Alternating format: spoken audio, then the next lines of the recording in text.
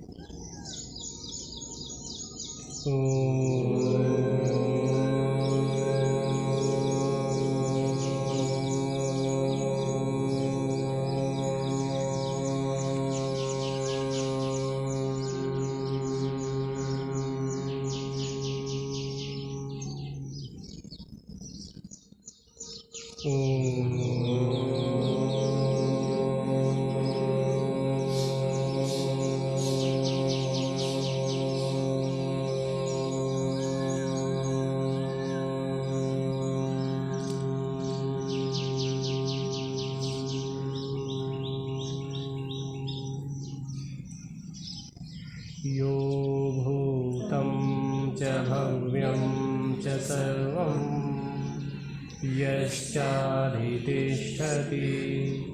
स्वर्यस्य च केवलं तस्मै ज्येष्ठाय ब्रह्मणे नमः। यस्य भूमिः प्रमान्तरिक्षमुतोदरं दिवं यस्य क्रेमूर्धानं तस्मै ज्येष्ठाय ब्रह्मणे नमः। यस्य सूर्यश्चक्षुश्चन्द्रमाश्च पुनर्नवः अग्निं यश्चक्र आस्यां तस्मै ज्येष्ठाय ब्रह्मणे नमः। यस्य वातः प्राणापानौ चक्षुरङ्गिरसो भवन् दिशो यश्चक्रे प्राज्ञानि तस्मै ज्येष्ठाय ब्रह्मणे नमः। तस्मै ज्येष्ठाय ब्रह्मणे नमः। सम्मान्य मुनि जी, प्रिय ब्रह्मचारियों, मनुष्य के जीवन में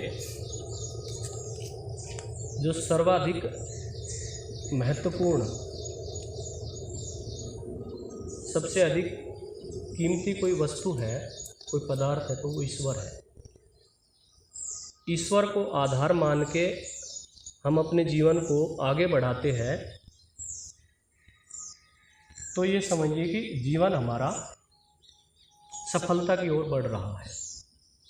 जो सबसे महत्वपूर्ण वस्तु है, जिसकी सर्वाधिक कीमत है, जो सबका आधार है, उसको भूल करके हम कभी भी जीवन में आगे नहीं बढ़ सकते। संसार में 3 पदार्थ है अनादि, ईश्वर, जीव, प्रकृति। इन तीनों में से यदि ईश्वर को हम अपने जीवन से निकाल देंगे तो जीवन तो जरूर चलेगा, कुछ सफलताएं भी जीवन में मिल सकती है, लेकिन वो पूर्ण सफलता नहीं कहलाएगी। ईश्वर के बिना हमारा जीवन अधूरा है। ईश्वर की उपासना नहीं करेंगे, ईश्वर को नहीं मानेंगे, तो फिर किसकी उपासना करेंगे?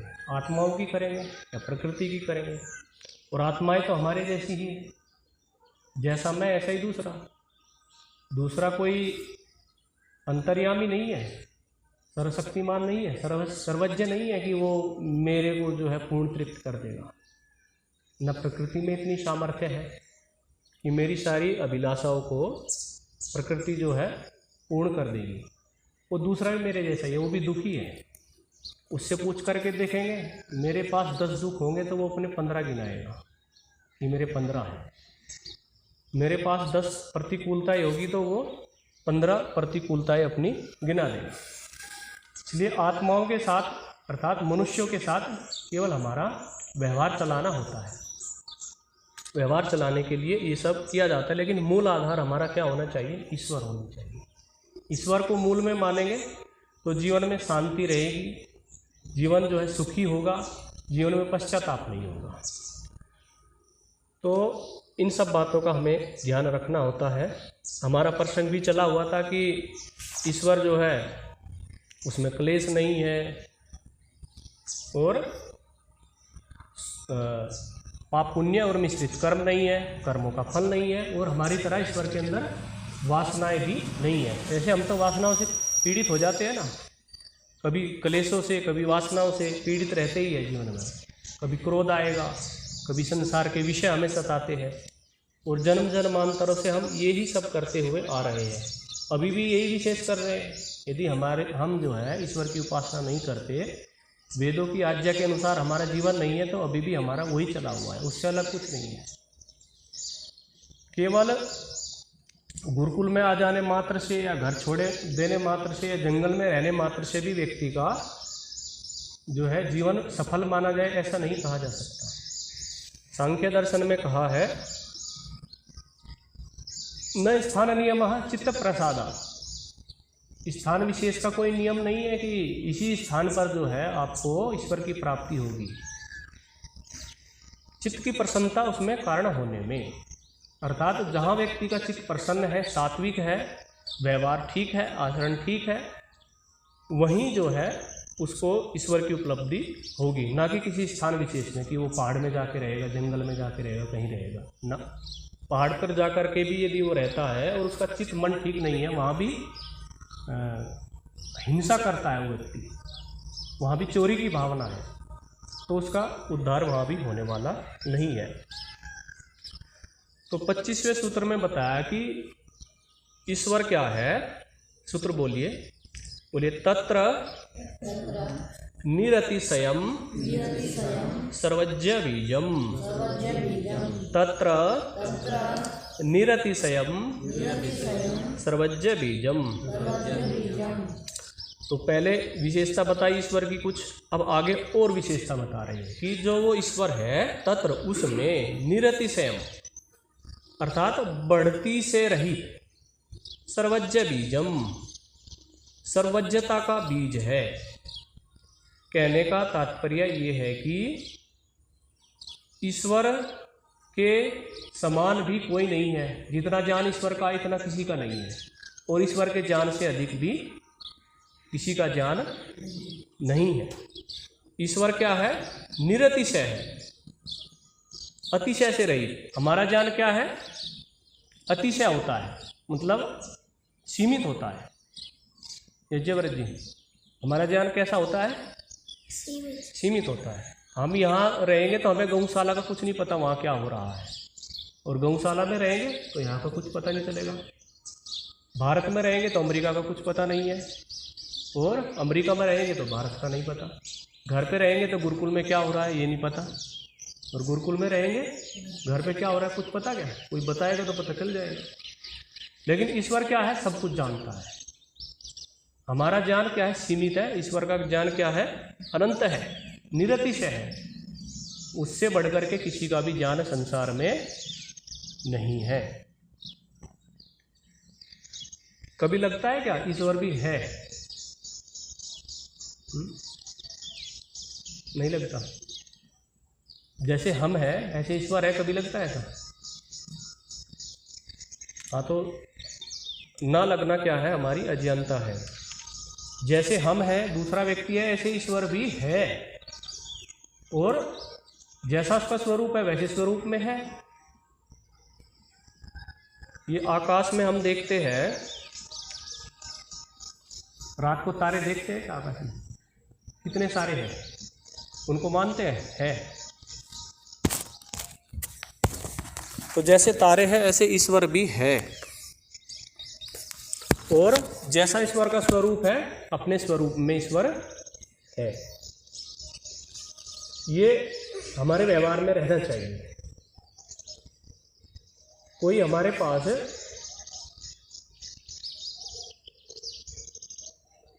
अच्छा स्वामी जी है, स्वामी जी को मानते हैं, स्वामी जी है, स्वामी जी से डरते भी हैं। हम कुछ गलत करेंगे तो स्वामी जी दंड देंगे। स्वामी जी हमें खिलाते पिलाते हैं, विद्या भी देते हैं। स्वामी जी ने ये इतना बड़ा सब कुछ किया है, तो स्वामी जी का मैं तो हमें समझ में आता है, देखते हैं। ऐसे ही कोई और भी हो सकता है, वो ऊंचा विद्वान होगा, उसके पास बहुत सारे गुण होंगे, धनवान होगा, तो उसको मानेंगे ना कि वो है। अपने अध्यक्ष जी जो आते हैं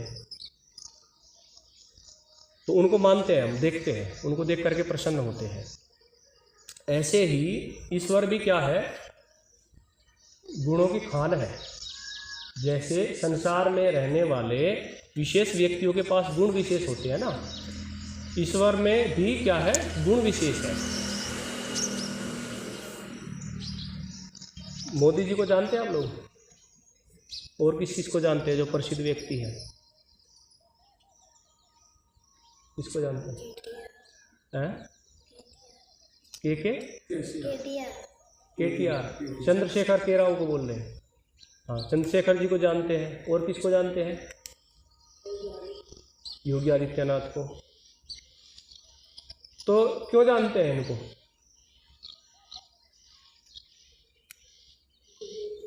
इनके गुणों के कारण इनको जानते हैं, इनके गुणों के कारण इनको जानते हैं। तो इनके गुण क्या है, हमें बहुत जल्दी समझ में आ जाते हैं, क्योंकि वो स्थूल है।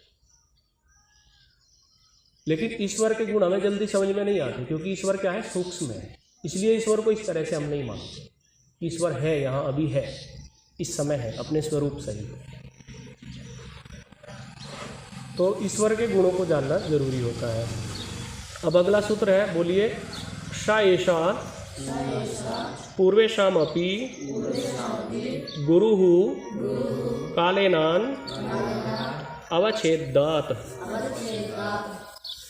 फिर एक बार बोलिए। सा एषा पूर्वेषामपि गुरुः कालेनान अनवच्छेदात्। तो आगे इसमें कहा सह, अर्थात वह। एषः, एषः का क्या अर्थ होता है? एषः रोज तो पढ़ते हैं। एषः क्या है? यह। और सह? सह वह, एषः यह। सह माने क्या है? वह। और एषः माने यह। यह मतलब जो हमारे नजदीक है उसको क्या बोलेंगे? यह। और जो दूर है उसको बोलेंगे वह। तो ये दोनों ही बात ईश्वर के लिए यहाँ बोल दी। स एषः मतलब ईश्वर, वह ईश्वर और यह ईश्वर। कहने का तात्पर्य यह है कि ईश्वर यहाँ भी है और कितनी भी दूर चले जाए वहाँ भी है। तो वह, यह ईश्वर है। ठीक है ना? वह भी अर्थात हमसे बहुत दूर भी है और यहाँ भी है। पूर्वेषाम, पूर्वेषाम का मतलब है पूर्व में उत्पन्न सभी। गुरुहु, गुरुओं का, अपि भी क्या है? विद्या देने वाला है। पूर्वेषामपि गुरुहु कालेन अवच्छेदात् मतलब वो ईश्वर पूर्व में, अब से जितने भी पहले हमारे गुरु हुए उन गुरुओं का भी गुरु है। हमारे गुरु जी कौन है? स्वामी जी। स्वामी जी है ना हमारे गुरु जी।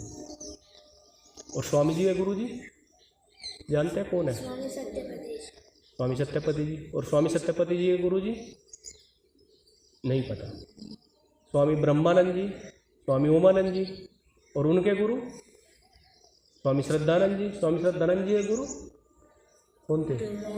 दयानंद जी। और दयानंद जी के गुरु? और विरजानंद जी के? ओमानंद। पूर्णानंद, पूर्णानंद जी से लिया था उन्होंने संन्यास। ठीक है? पूर्णानंद जी के भी कोई गुरु होंगे। ऐसे गुरु शिष्य परंपरा चली आ रही है सृष्टि के प्रारंभ से। सृष्टि के प्रारंभ में ले ले 4 ऋषि थे। उन 4 ऋषियों के शिष्य कौन थे? ब्रह्मा ऋषि, उनके शिष्य मनु, मनु के शिष्य फिर परंपरा से चले हुए आए। बहुत सारी क्या है, गुरु शिष्य परंपरा चली हुई आई। तो जितने भी गुरु हुए हमारे अब तक, उन गुरुओं का भी गुरु कौन है? ईश्वर ही है। इसलिए ईश्वर का क्या है? महत्व है हमारे जीवन में। स्वामी दयानंद जी को बहुत महत्व देते हैं ना। देश का उद्धार किया, लोगों का कल्याण किया। कोई बात हो रही? बैठ लो। तो ईश्वर क्या है? स्वामी दयानंद जी का भी गुरु था। हमारे गुरुओं का भी गुरु, हमारे गुरु जी या स्वामी जी, इनका भी गुरु है। अर्थात अब तक जितने गुरु हुए संसार में उनका भी, और जितने आगे होंगे उनका भी गुरु कौन है? ईश्वर है। तो ये एक और एक विशेषता बता दी ईश्वर की कि यह कौन, यह ईश्वर, वह ईश्वर भूत भविष्यत वर्तमान में उत्पन्न होने वाले सब गुरुओं का गुरु अर्थात विद्या देने वाला है। काल के द्वारा मृत्यु को प्राप्त न होने से, कालेनान अवच्छेदात्। ईश्वर क्या है, जैसे हम मृत्यु को प्राप्त हो जाते हैं ना। आप मरे क्या कभी अभिलाष जी? मरे? कब मरे? पिछले जन्म में मरे हैं? क्या आ गया था? श्वास। उस समय कैसा लग रहा था जब श्वास रुका? तो इससे क्या है, दुख का भी पता चलता है, दुख है संसार में है, ये भी पता चलता है ना, दुख है। नहीं तो सुख सुख में जो है घूमते रहो, दुख का तो कभी कभी एहसास होगा ना। तो अब नहीं तो पहले जन्म में मरे हैं, बहुत सारे लोगों को देखा मरते हुए, लेकिन ईश्वर ऐसे नहीं मरता। ईश्वर कभी भी नहीं मरता है, उसको काल बांध नहीं सकता। काल के द्वारा मृत्यु को प्राप्त ईश्वर नहीं होगा।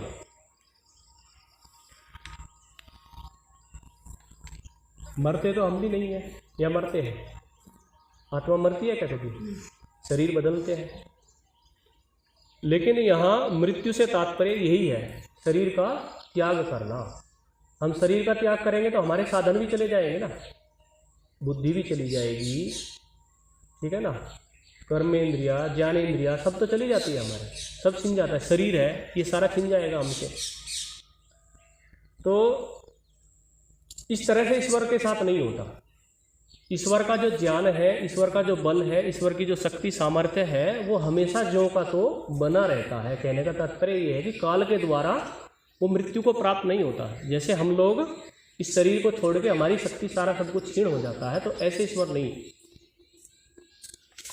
फिर आगे इसमें बताया, बोलिए, तस्य वाचकः प्रणवः। तस्य वाचकः प्रणवः। तो तस्य का क्या अर्थ हुआ? षष्ठी विभक्ति, उसका। तस्य अर्थात उस ईश्वर का। वाचकः, वाचकः क्या है? एक होता है वाच्य और एक होता है वाचक, ठीक है। वाच्य होता है कोई पदार्थ और वाचक होता है उसका नाम। संज्ञा संजी सुना आप लोगों ने? एक होती है संज्ञा और एक होता है संजी। संज्ञा का मतलब नाम और संजी का मतलब वो वस्तु। जैसे नमित जी है, आपका जो ये शरीर है ना, ये संजी है और आपका नाम संज्ञा है। समझ में आया? हमारे ये क्या है? हवन कुंड है। तो ये जो पदार्थ है ये क्या है? संजी है और इसका नाम क्या है? हवन कुंड। तो हवन कुंड इसकी संज्ञा हो गई। संज्ञा मतलब नाम। संज्ञा की परिभाषा में भी आता है ना, किसी व्यक्ति वस्तु या स्थान के नाम को संज्ञा कहते हैं। जैसे संज्ञा संजी है अर्थात नाम और नामी, ऐसा भी बोल सकते हैं। नाम नामी, नाम जिसका नाम है और नामी वो व्यक्ति। मुनि जी बैठे, इनका दूसरा भी तो नाम हो सकता था। देव मुनि है, कर्म मुनि भी हो सकता था, इनका नाम हो सकता था ना। तो वो केवल एक संज्ञा दी जाती है, व्यवहार चलाने के लिए नाम रखा जाता है। मूलतः वो क्या होता है? संजी होता है। क्या होता है? संजी, नामी। ऐसे ही वाच्य, उसी को क्या बोलेंगे? वाच्य। और उसके नाम को क्या बोलेंगे? वाचक। वाच्य वाचक भी ऐसे ही है, जैसे संज्ञा संजी नाम नामी, ऐसे ही वाच्य वाचक। वाच्य क्या है? ईश्वर के बारे में बताओ, वाच्य क्या है? ईश्वर और ईश्वर के नाम में वाच्य कौन है? हाँ, वाच्य ईश्वर का नाम कौन है? वाच्य, वाच्य ईश्वर है और वाचक उसका नाम। वाच्य क्या है? ईश्वर और वाचक उसका नाम। क्या नाम है ईश्वर का? ओम है ना। तो ओम क्या है? वाचक। और ईश्वर क्या है? वाच्य। ईश्वर वाच्य और ओम वाचक। तो यही बात इस सूत्र में बताइए, ये समझाया कि तस्य वाचकः प्रणवः, अर्थात उस ईश्वर का नाम प्रणव है। प्रणव का क्या अर्थ होता है? प्रणव का अर्थ ओम होता है। प्रणव का मतलब ओम, अर्थात उस ईश्वर का नाम ओम है। ये बात बताई इस सूत्र में। तस्य उस ईश्वर का वाचकः बोधक शब्द अर्थात नाम प्रणवः, प्रणव अर्थात ओम है। उस ईश्वर का नाम ओम है, ये बात बताई इस सूत्र में। यज्ञ, जैसे इनका नाम क्या है बोलेंगे? यज्ञव्रत जी है। कोई यहाँ आ जाए, कोई लड़का आ जाए कोई पढ़ने के लिए, ब्रह्मचारी, आते ही हमें नाम का पता क्या उसके? और आप लोग उसको नहीं जानते, मैं जानता हूँ। तो मैं क्या बोलूँगा कि इसका नाम रमेश है। आप लोग तो नहीं जानते थे, तब तक खाली इसको देखा था। किसको देखा था? वाच्य को देखा था या वाचक? वाच्य को। और उसका वाचक क्या मैंने बताया था कि उसका नाम रमेश है। जैसे किसी व्यक्ति का नाम होता है, ऐसे ईश्वर का नाम क्या है? ओम है। तो ये बात इस सूत्र में बताई। आगे फिर है तज्जपस तदर्थ भावनम। तो इस सूत्र में ईश्वर के जप करने की बात की है, और जप के साथ साथ ओम का जप करेंगे ना हम। ओम का जब जप करेंगे तो ओम का कोई अर्थ ही होगा ना। ओम के अर्थ में ईश्वर के बहुत सारे गुण निहित है। तो उस ओम का जप करते करते ईश्वर के गुणों को स्मरण करेंगे। दयानंद कहते ही आते हैं ना, स्वामी दयानंद जी के गुण याद हमें। ब्रह्मचारी थे, गृहत्यागी थे, वेदों का अध्ययन करते थे। रामदेव जी कहते आते हैं उनके गुण याद, योग कराते हैं सबको। पतंजलि बहुत सारे उनके वो चले हुए हैं प्रोजेक्ट। ऐसे योगी का नाम लेते ही उनके काम याद आ जाते हैं ना। योगी जी वहाँ के मुख्यमंत्री है, बहुत न्यायप्रिय है, सबको जरा ठीक रखते हैं।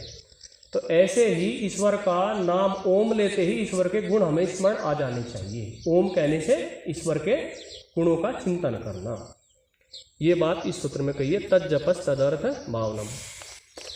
तो बाकी सूत्र को कल देखेंगे। आप विराम रखते हो।